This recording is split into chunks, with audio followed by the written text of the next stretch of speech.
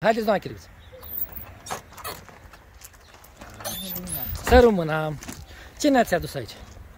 Două fete la sterilizat. Două fete la sterilizat. De unde vin? Sunt, ce rasă sunt astea? Rasa... Maidaneze.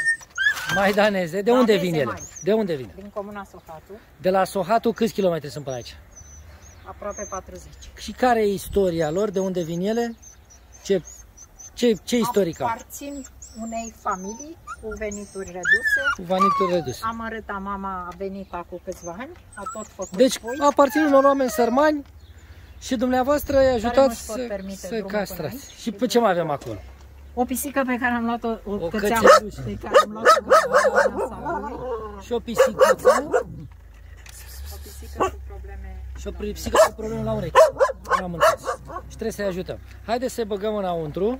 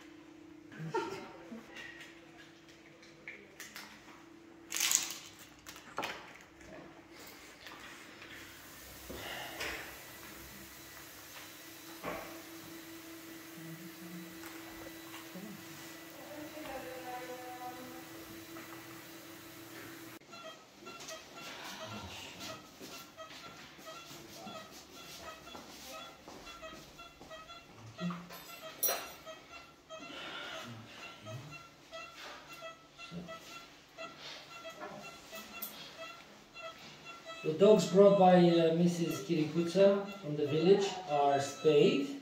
They will recover with us very nicely, very comfy, and then they will return in the village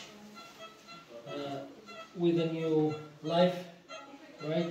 And they will never give birth to unwanted pups because shelters are full.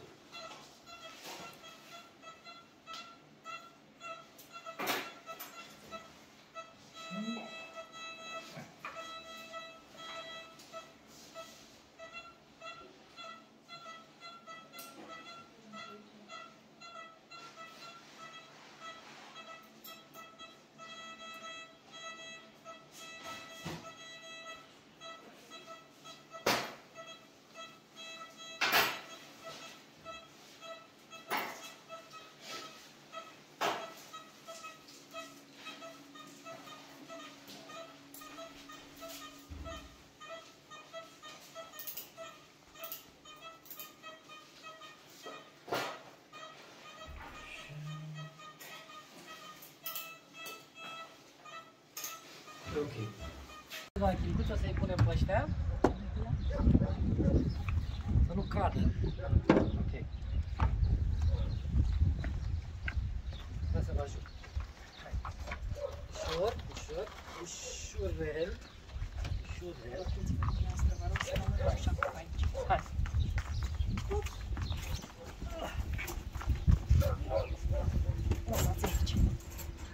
Stați puțin că e coada afară. Opa, ia vedeți.